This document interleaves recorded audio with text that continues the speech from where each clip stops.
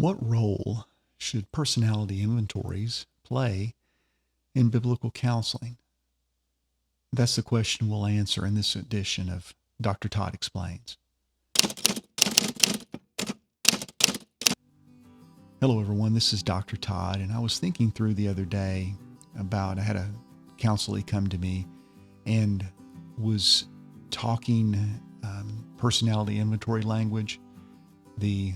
I'm an INTJ, I'm an 8 on the Enneagram, that kind of thing.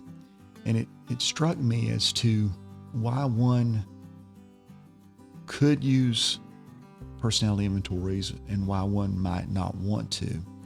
And I came up with three pluses and minuses, and I'll let you make your own decision.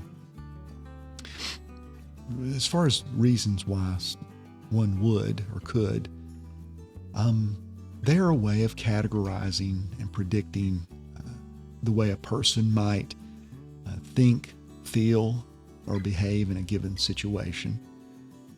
Think about that just basically in introversion, extroversion, those kind of things. Number two, they can be a pretty good self-reflection tool for the counselor himself or herself. Helps them understand maybe how they would respond in a negative situation related to interacting with a counselee. So it could help with what we would call counter-transference issues, possibly. Number three, could help the counselor align relationally a little more quickly than he or she normally would. For example, if you have someone that comes in that's kind of a feeler before a thinker, then you may want to relate to them more emotionally at first, that kind of thing. So I could see that maybe helping you be more efficient, possibly. So those are some of the reasons why one might consider it, but there are some other reasons, some pretty good reasons as to why you might not want to. First, it sometimes would take a lot of extra time for a counselee to fill out all that paperwork and then really want to know why they're doing it. And that can be very off-putting to some folks that just want to talk to a person. Number two, many of these inventories, they don't have good scientific validity and reliability. Validity saying it measures what it says it measures, and reliability means it's consistent over time. Kind of reminds me of the spiritual gifts inventories that used to be popular, where they really measure what you like to do rather than what the Spirit is doing.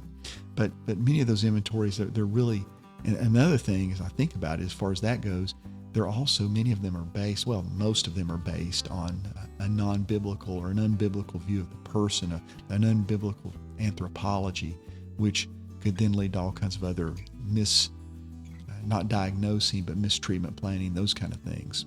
So it takes a lot of extra time and paperwork. It also is not always very valid, reliable, or biblical. And third, it reduces a person to a label. And that's devastating. The only label the person needs to have is an image bearer who's an embodied soul and continually worships before the face of God. And this is not just the counselor seeing the counselee as a label. The counselee will take up that mantle and say, well, I'm a such and such, therefore, and almost it robs them of the privilege and right of personal responsibility taking, because now this is just the way I am. And I understand there are different traits and temperaments, I get that, but all of us have been called to transcend those by the grace of God through the power of the Spirit. And when you focus a lot on what their label is, you rob them of that. And also there's something that goes on in the human psyche, if you will, or in our psychology. We want to reduce things down into edible chunks. And so what that means is we'll take that and we will literally sift through and we'll ignore evidence to the contrary. Let's say you're personality A type and B type, whatever it would be. You will, if you're focused too much on the personality inventories, you will overlook other things that go against A, B, or C, because this is what I am. And it limits exploration into who God truly made you. You're a unique individual that's never existed before and won't exist again. So those are just some things. I guess the way I would put it is, I'm not as dogmatic about it as some biblical counselors are, but I do know it can be a colossal waste of time and energy. So what I would do is, I probably wouldn't use them at all. We don't use them in our counseling center. But if people bring those to you, it's okay for a personal reflection type tool, just to get a better understanding of yourself. But I wouldn't use them in my daily counseling, just because there are better ways, such as sitting down and talking to another human being, that could yield the same information. Well, if you like the work I'm doing, please feel free to subscribe, and don't forget to hit that notification bell so you won't miss upcoming videos. Also, if you've had any experiences where you've been a little bit misled by your personality inventory score, put that in the comment sections. I'd like to hear about that. God bless. Talk to you in the next video.